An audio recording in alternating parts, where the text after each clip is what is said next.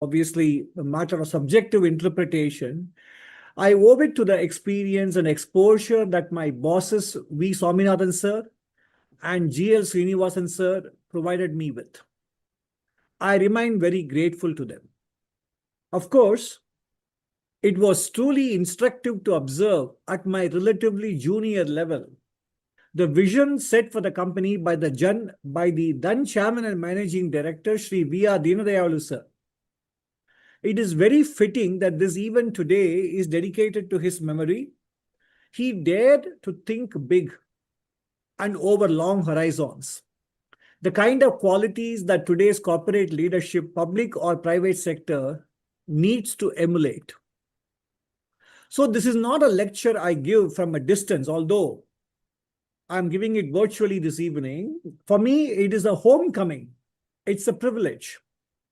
Therefore, I thank Mr. Shankar, the Managing Director of Chennai Petroleum Corporation Limited, and retired Group Captain Vijay Kumar, the Madras Management Association, for the opportunity to speak on this occasion. I seek your understanding and forgiveness that I may not be able to stay for the Q&A session this time. Maybe hopefully on another occasion when I'm there in person, I'll be able to take the Q&A. But today I have to be excused after the speech is over. I hope you will understand. The institutions that Deenadayalu sir and his generation built were not built for a quarter or a year or even a 5-year horizon. They were built for the long run. That is the thread I want to pull tonight. My subject is the role of public sector leadership in India's journey to a developed nation by 2047. I want to make one argument and make it very plainly. The defining advantage of the public sector is its ability to think and act over long horizons. That is exactly the capacity India most needs now and most lacks elsewhere. Public sector leadership is not a relic of an old economic model. In the world we are entering, it is an instrument of national strategy. Let me set the scene honestly. India is not in a crisis. We are at a fork. The world that allowed us to grow for 3 decades has changed in ways that are not temporary. The era of cheap global capital is over. Long-term interest rates in the advanced economies have crossed 5%. Money that once chased yield into emerging markets now has alternatives at home.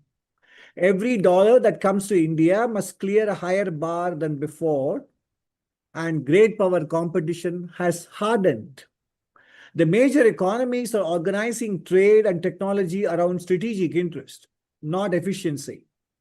China has become a manufacturing power without precedent and is now writing rules designed to lock supply chains in place. The physical world has reasserted itself. We are in a long commodity tightening rooted in 15 years of underinvestment in resource capacity. One choke point, the Strait of Hormuz, which a petroleum company in this room knows better than most, can raise energy costs, fertilizer prices, and free trades at the same time. The peace deal that has been announced in terms of its framework, therefore, is very welcome for an oil, natural gas, fertilizer importing country like India, and I hope it lasts. This is the environment in which India must keep growing fast and keep reforming faster. In 2 recent articles, I argued that the Indian industry suffers from a chronic ailment. I called it the short horizon. Our private sector has long underinvested in research and development. The reasons are not mysterious. A vast domestic market lets companies grow comfortably without competing at the frontier. Our corporate sector financialized early. It learned to price financial returns over productive investment before it had built deep manufacturing capability. And 15 years of one shock after another, the financial crisis, the pandemic, war, and tariffs have taught firms to defer irreversible commitments. To ask a company to fund a decade-long research program in such a climate is to ask the company to plant an orchard in a forest fire. The result is a private sector that captures domestic demand but remains technologically dependent. It is a consumer of intellectual property rather than a generator.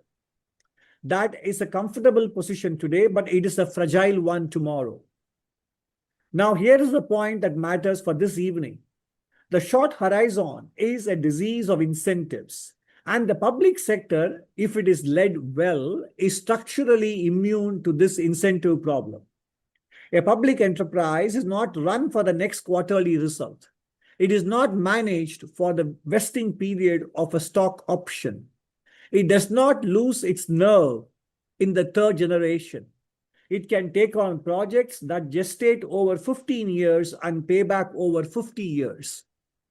That is not a weakness to apologize for. In the world I have just described, it is a rare and valuable freedom. India's public sector used that freedom once before and used it well. The refineries, the steel plants, power stations, fertilizer units, and heavy engineering works. These were built because patient capital was willing to do what private capital will not, or private capital would not have done then. CPCL itself is part of that story. In fact, it was the leadership of Sri Deenadayalu sir and that of Sri Swaminathan sir, under whom I had the privilege of serving for more than 3 years, was instrumental in bringing Chevron's technology and management expertise to the joint venture that gave rise to Indian Additives Limited. Being a small part of those negotiations was an invaluable experience for me personally. The task before public sector leadership is now not to relive that history. It is to apply the same long horizon logic to a new set of problems. Let me name those problems concretely. The first is resource and energy security, and this audience needs no persuading. Modern manufacturing, semiconductors, batteries, defense systems runs on molecules. The short video that was shown clearly captured that. Copper, nickel, rare earths, ammonia, and above all, energy. India is structurally short in most of these things. No molecules, no manufacturing. Public sector leadership must build strategic reserves across the critical commodity spectrum, not just crude oil. And it must accelerate nuclear energy with a seriousness our present pace does not necessarily fully reflect. Nuclear power is immune to choke points and to fuel price swings, and it provides the base load that a nation of fabs and data centers will need. The physics is settled, the economy is improving, and this is a near-term priority, not a distant aspiration. The second area is research and development. If the private sector discounts the future too heavily, the public sector must be the patient investor that does not discount the future so heavily. Public enterprises and public research institutions should be where frontier capability is built and then shared in energy, materials, and in process technology. This is the long horizon investment that India's strategic ambitions require and that the market left to itself will not necessarily fully provide, but may even underprovide. The third is the nurturing of small and medium enterprises. India's strength will not come from a handful of large firms alone. Germany's industrial depth rests on its Mittelstand, thousands of mid-sized engineering firms with deep technical capability, sustained by patient capital and a culture of quality. India needs its own version of Mittelstand. Here, the public sector plays a specific underused role. A large public enterprise is an anchor customer, a standard setter, and a technology teacher to the smaller firms in its supply chain. When a public sector unit commits to building a domestic vendor ecosystem, it can lift hundreds of MSMEs to higher levels of capability. That is how an industrial base is built, not by decree, but by demanding, paying for, and by developing better suppliers. There is a second dividend here, and it is the one our young people care about the most. India needs some 8 million new jobs every year. Frontier technology will not provide them at scale. The entire information technology sector employs only a few million people. The jobs are in manufacturing, construction, skilled trades, and MSMEs that cluster around large enterprises. A public sector that deepens its supplier base is also quietly an employment engine. That is not a side benefit. It is central to the social compact of a developing nation. The fourth is speed, and it is the hardest. The pace of decision making that served us in a calmer world may become a liability. The long consultation, the wait for consensus, the deference to processes over outcomes, these are no longer feasible. In a fragmented world, the gap between recognizing an opportunity and acting on it can decide whether it is seized or lost for a generation to come. Public sector leadership must learn to compress timelines and to name the entropy of process when it masquerades as caution. Bring these together and you arrive at the larger purpose. India standing in a multipolar world will not rest on diplomacy alone. It will rest on industrial capacity, on the ability to make things, to supply things, and to hold positions in global value chains that others cannot easily replace. Strategic leverage is underwritten by what you can build.